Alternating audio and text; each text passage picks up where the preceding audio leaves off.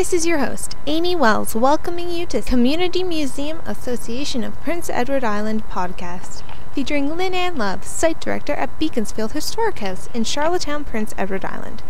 In this podcast, Lynn Ann will walk you through the beautiful Beaconsfield.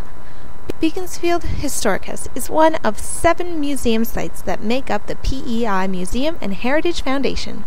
Built in 1877 for shipbuilder and merchant James Peake, Beaconsfield stands as an enduring symbol of Victorian elegance with 25 rooms, 8 fireplaces, and several stunning chandeliers. This podcast is part 1 of 2, the first floor of Beaconsfield. This podcast was recorded on December 12th, 2011.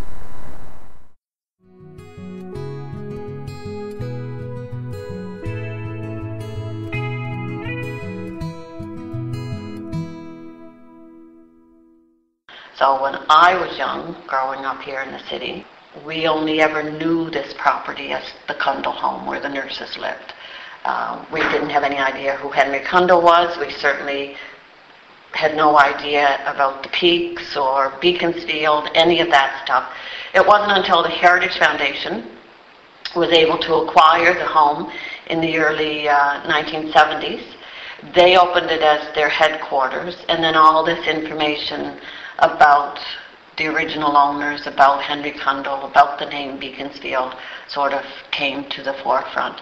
So for quite a number of years, Beaconsfield was used strictly as the headquarters for the PEI Heritage Foundation.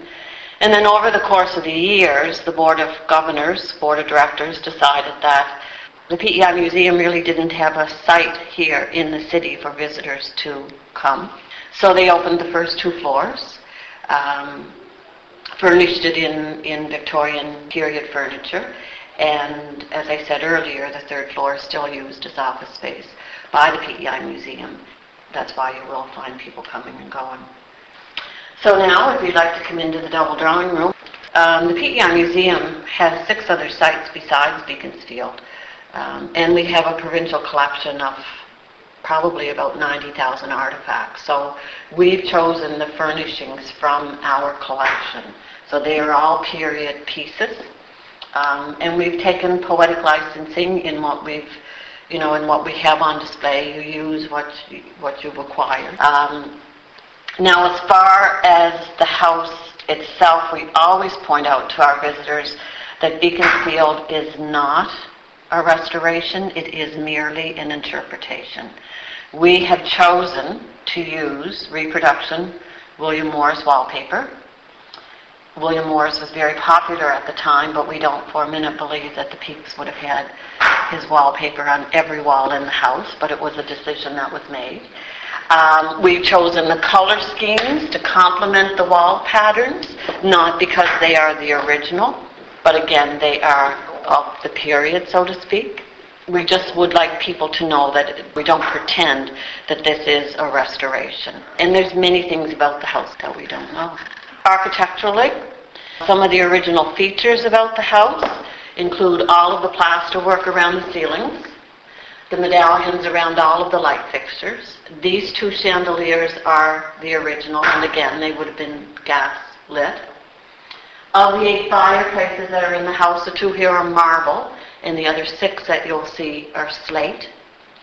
And each one has a slightly different pattern, so to speak. All of the hardware, the hinges, the doorknobs, the key latches, the strike plates, all of the hardware is original.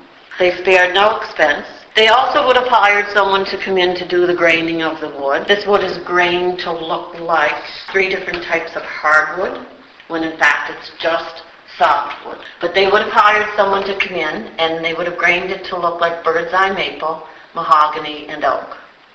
So now when you come back out here in the hallway, unfortunately this time of year when the weather is so unpredictable, we put down what I call our yellow brick road to protect the tile flooring, and this flooring is the original tile flooring.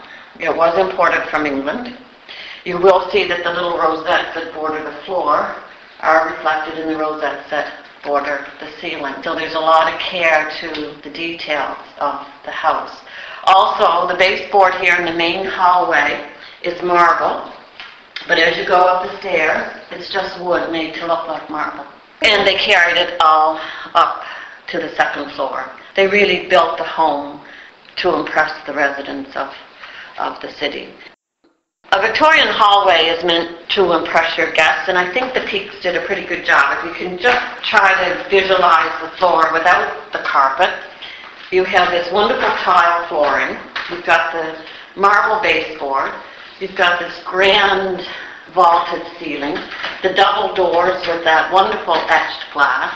The whole entrance of the house was certainly meant to impress their guests. And the little alcove here is quite a unique design in that it allowed for freer movement of the guests coming and going from, for example, the dining room into the double drawing room.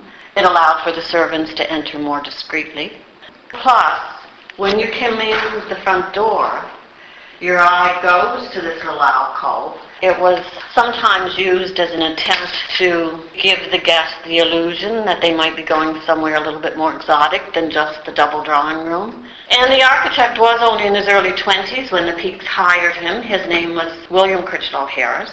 William Critchlow Harris liked to incorporate curves and archways throughout his designs. You have that wonderful triple archway in the double drawing room, the little alcove here. The way the ceiling curves down over the door frame itself going out into the servants' quarters has a lovely curve to it, and I mean just the elegant staircase flow. So he was very skilled in his ideas. Here in the dining room, you'll notice that the moldings have grapes and vines, so there's absolutely no doubt as to the use of the room. Again, the details, the care in the details.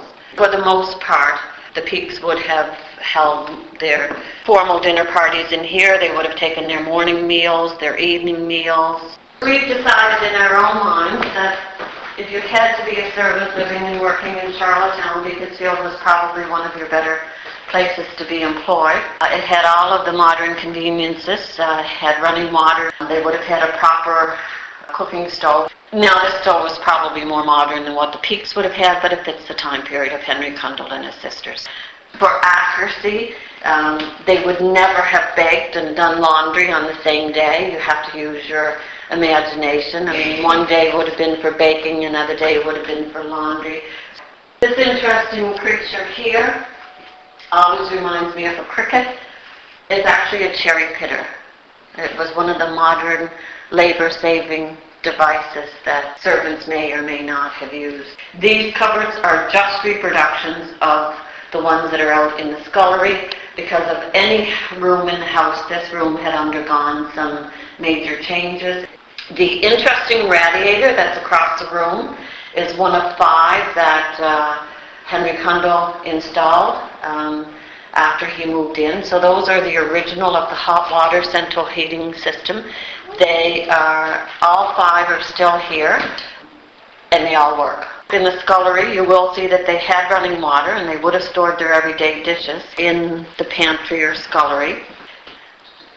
The staircase, the servants, for the most part, would have used the back staircase to go up to the second floor, which eventually would lead them to their sleeping quarters on the 3rd floor.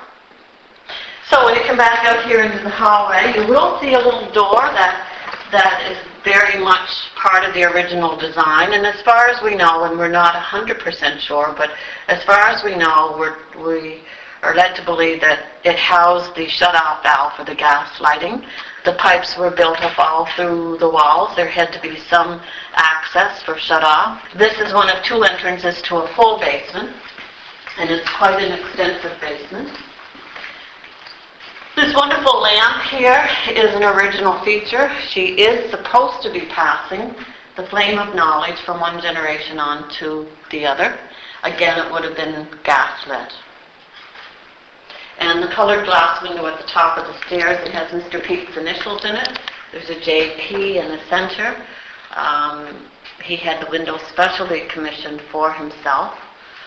I think it's safe to say that he was not a modest man. He certainly planned to spend much longer than 5 years here.